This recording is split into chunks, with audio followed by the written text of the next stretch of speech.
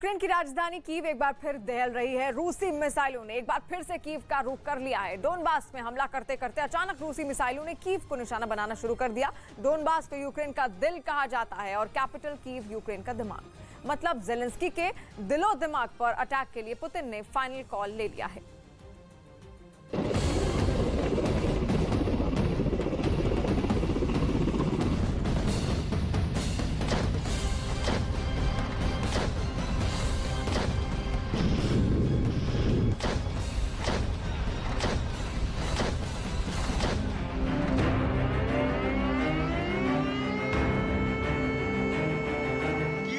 कब्जे के बिना यूक्रेन पर पुतिन के विजय की कहानी अधूरी है। लिहाजा महीने भर बाद कीव आज फिर दहल उठा।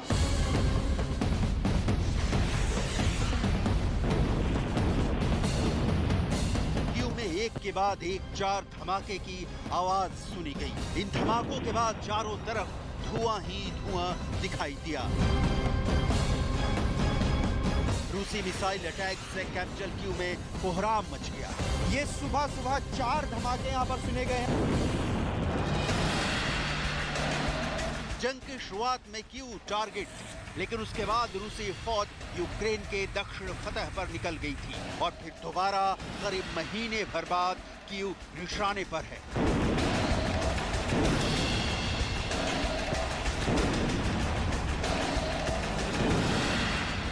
में फिर से एक बार कीव दहल उठा है।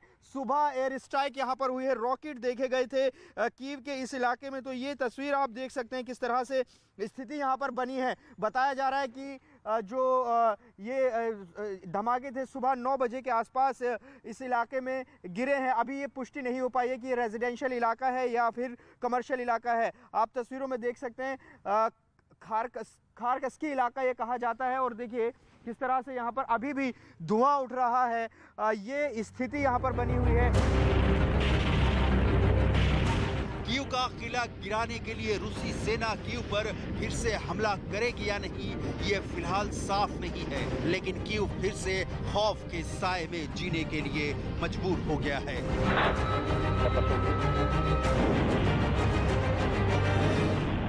Агресор продовжує завдавати ракетних та авіаційних ударів по об'єктах військової та цивільної інфраструктури на території нашої держави, зокрема у Києві. На Волинському та Поліському напрямках зберігається загроза ракетних та авіаційних ударів з території Білорусі.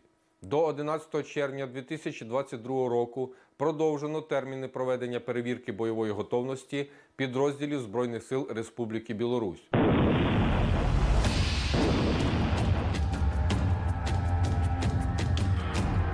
लेकिन कीव का अटैक तो मामूली है। उस अटैक के सामने जो यूक्रेन के पूर्वी इलाके डॉनबास में रूसी फौज कर रही है।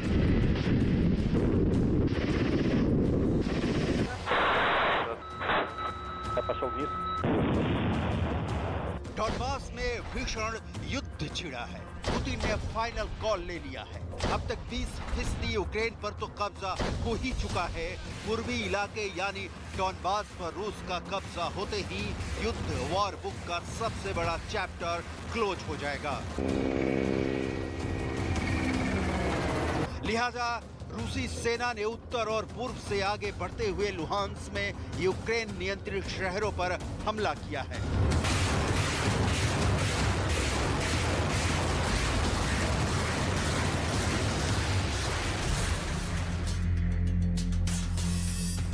सेवरोडोनेत्स्क के उत्तर पश्चिम में क्रेमिना पर कब्जा कर लिया है और रुबिजने, पोपासना, लिसिचांस्क सहित शहरों पर बमबारी कर रही है। यूक्रेन में इस वक्त सबसे भीषण जंग डोनबास में लड़ी जा रही है। लेकिन सवाल यह है कि जो पुतिन पूरे यूक्रेन को हराने का दावा कर रहे थे, उनका फोकस आखिरकार डोनबास पर आकर क्यों ठहर गया है? आखिर डोनबास में ऐसा क्या है जो इसकी जीत के बाद युद्ध का एंगल बदल देगा? दिखाते हैं आपको इस रिपोर्ट में। प्रेसिडेंट जेलेंस्की के सामने जवाब देने के विकल्प धीरे धीरे कम होते जा रहे हैं। वैसे भी डोनबास में यूक्रेन के सैनिकों की संख्या काफी कम है और पुतिन की सेना को पता है कि यहाँ 8 साल पहले से अलगाववादी समूह फुल ऑन एक्टिव हैं।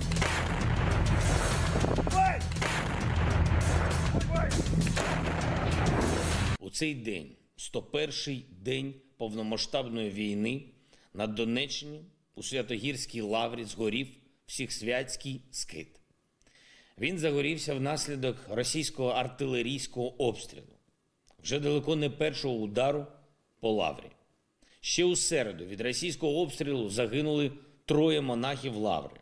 Богослужіння змушені проводити у підвалі. Гуркіт артилерії і прильоти російських снарядів у лаврі постійні.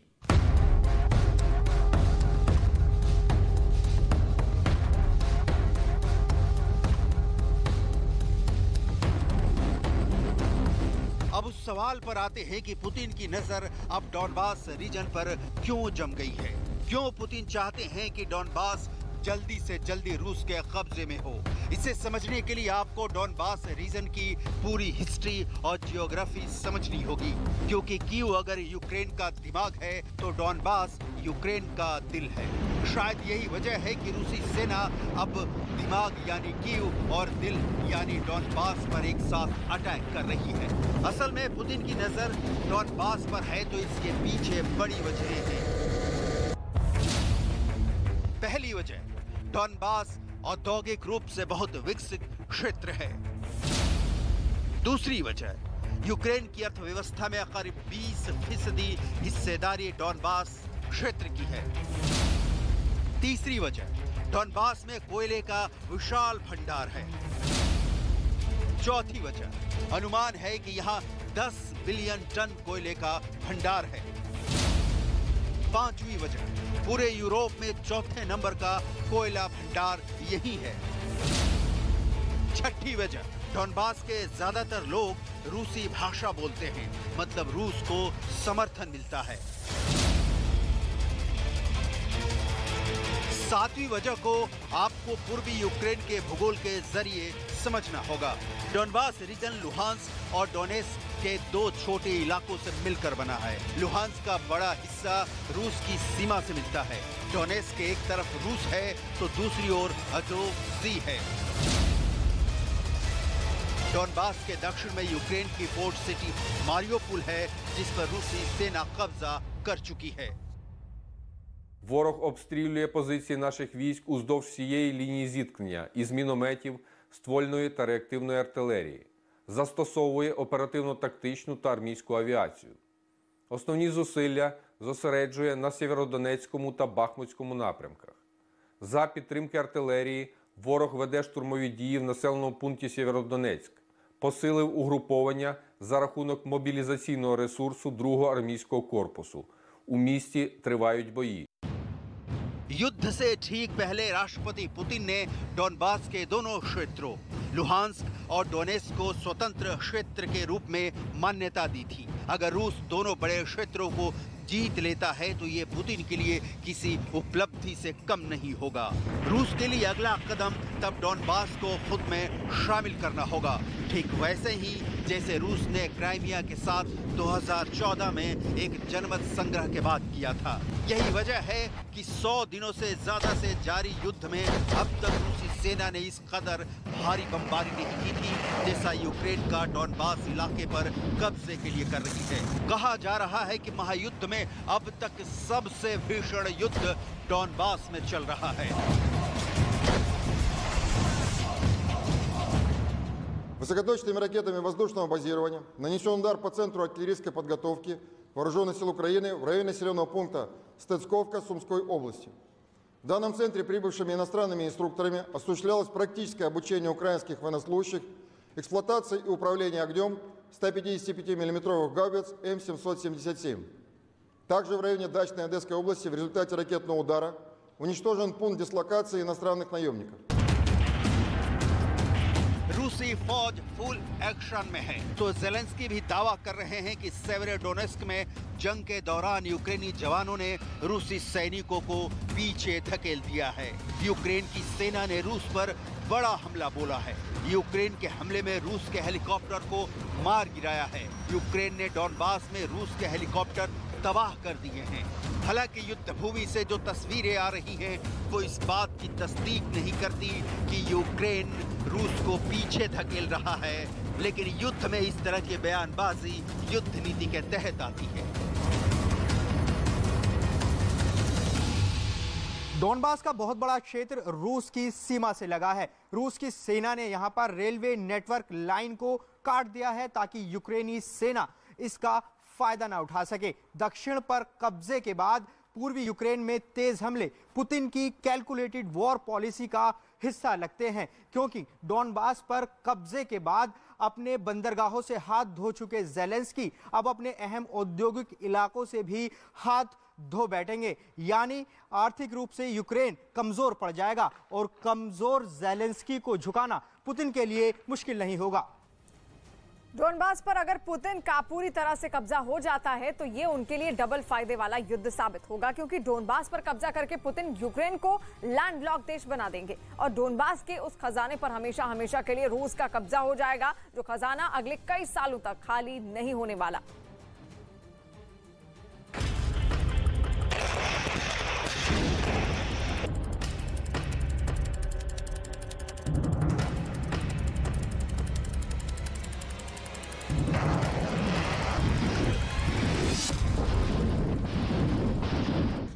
पुतिन ने यूक्रेन का समंदर से कनेक्शन काट दिया है। ओडेसा के बारे में कहा जा रहा है कि यहाँ फिर से लड़ाई छिड़ी, लेकिन एक बात बिल्कुल क्लियर हो चुकी है कि अब यूक्रेन एक लैंडलॉक देश में तब्दील हो चुका है।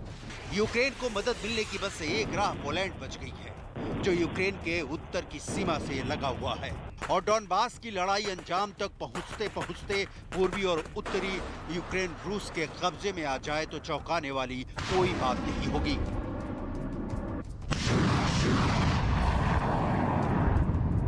आप समझ गए होंगे डोनबास की जीत का मतलब क्या है। पुतिन के हाथ अगर डोनबास आता है तो वो खजाना मिल जाएगा जिसे कोयला कहते हैं।